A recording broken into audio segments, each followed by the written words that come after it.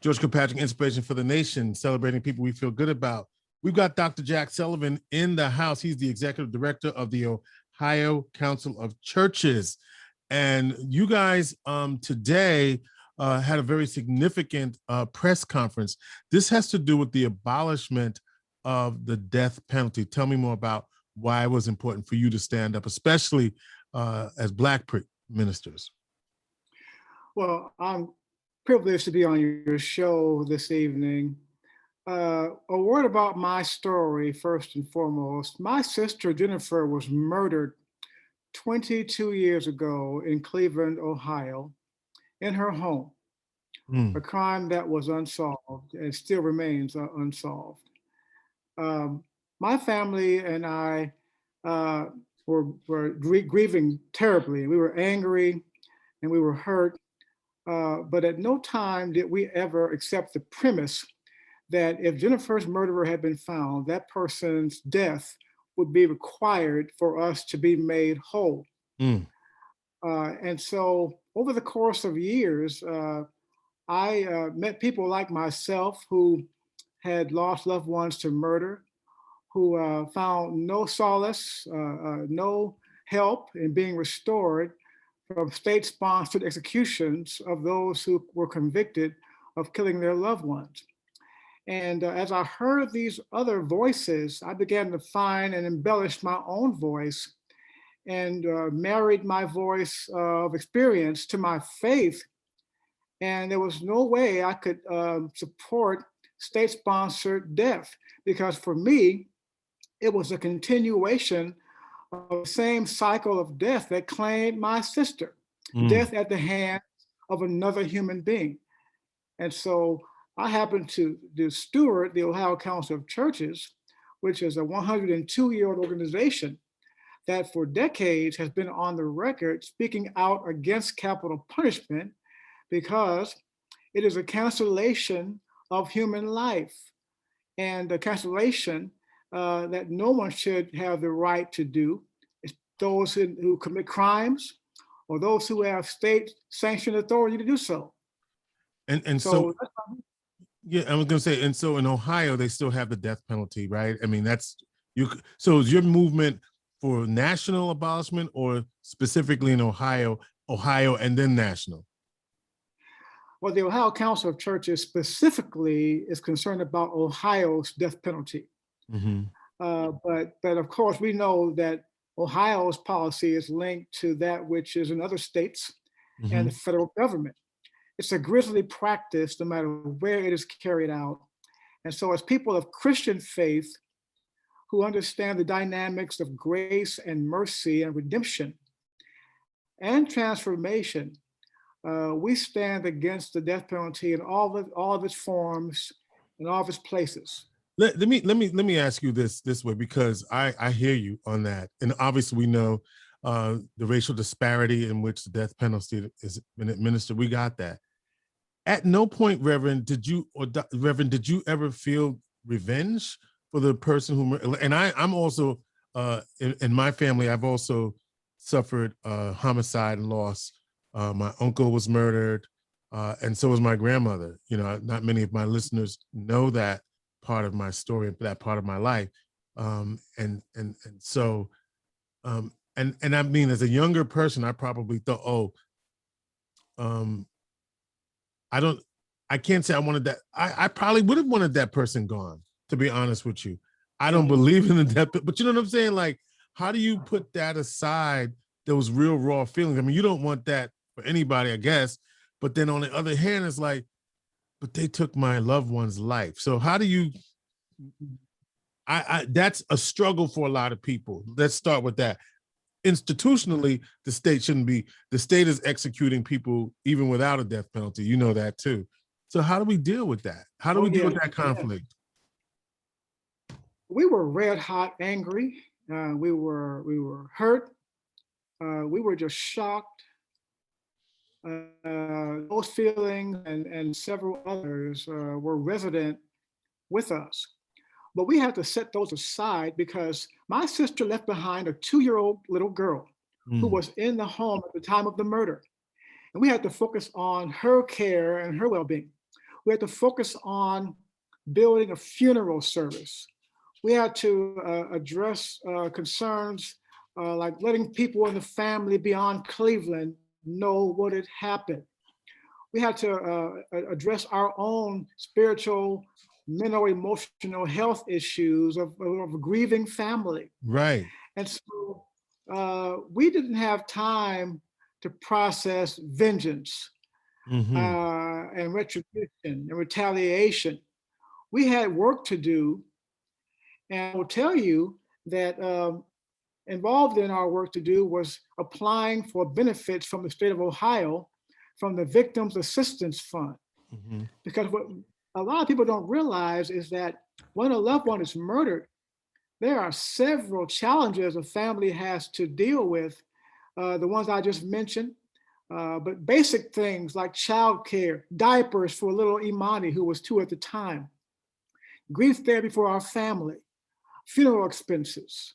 The list goes on and on. What to do when you go to view a body, those kind of dynamics. Executions don't help any of those needs.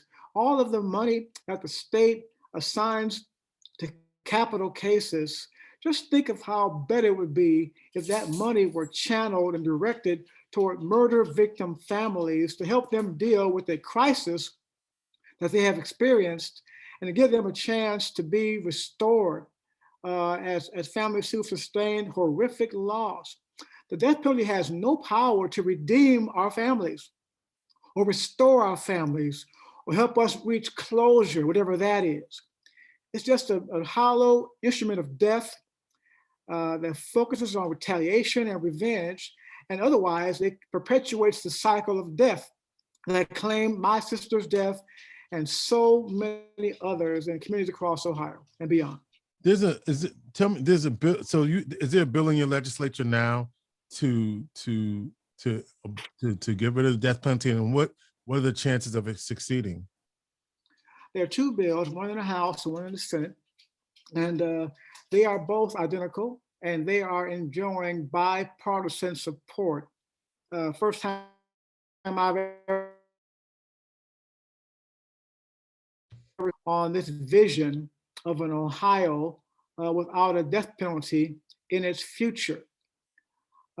According to polling, 59% of Ohioans now believe that we should get rid of the death penalty. It no longer has a place in life in Ohio. So there is momentum. Are there challenges? Yes. Are there people who are dead set, if you will, to continue that grisly policy? Yes, there are. But I think the moral high ground is on our side. Because when you think about it, it is contradictory for the state to say it values human life, Right. while at the same time it cancels human life. You know, we can't live in both realities. We have to choose one. And I believe we ought to choose life, invest in the possibility that those who have angered us and hurt us the most may be transformed. But even if they're not transformed, they are away from areas where they can hurt the public again, and put the resources that we spend on capital trials, once more, on the families who have sustained horrific loss that came about from the murder of their loved ones. So we have momentum building in Ohio to get this done, but we have a long way to go before we cross the finish line.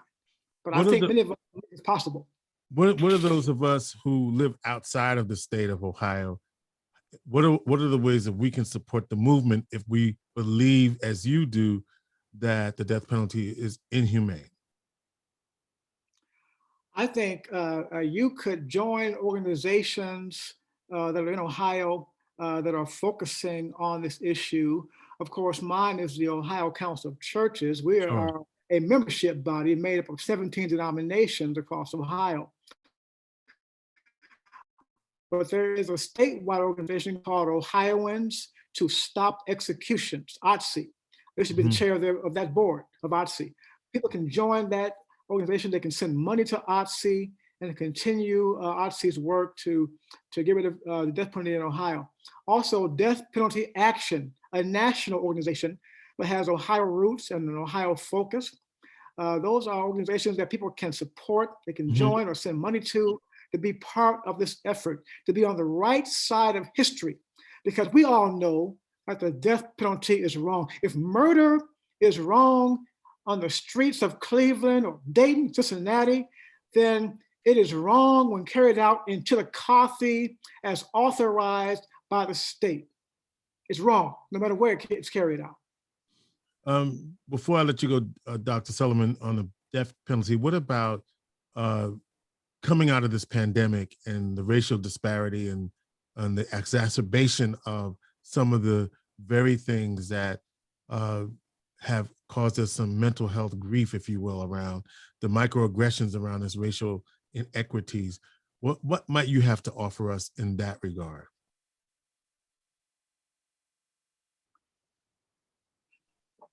I would say those microaggressions are real. Systemic racism is real. The assault on the dignity and worth and well-being of African Americans and other people of color, that is real. I think now is a time for us to come together and forge new alliances, new partnerships, new relationships aimed at working for justice, aimed at working for healing, aimed at accountability among law enforcement agencies, that those who have engaged in the extrajudicial executions of Black and brown bodies. It's time for us to unmute ourselves, and particularly in the church communities, yes, praise and yes, worship, but speak up and speak out and demand for justice. Justice is biblical. It is God's vision for humanity. Anybody can you don't have to be Christian. You don't have to be, you can work for justice and not be Christian, but you can't be Christian and not work for justice. We need people who are ready to say, we're unmuting, we are organizing, we are working together to create social and economic and racial justice in our communities. And therefore the healing that flows from all those categories of a new future for Ohio and for our nation. The Reverend Dr. Jack Sullivan Jr. is the executive director of the Ohio Council of Churches. Support their efforts to get rid of the death penalty in the state of Ohio, and let that be a beacon for other states around the country. Reverend Dr. Jack Sullivan, thank you so much. You're welcome. Thank you very much for having me on. Inspiration for the nation.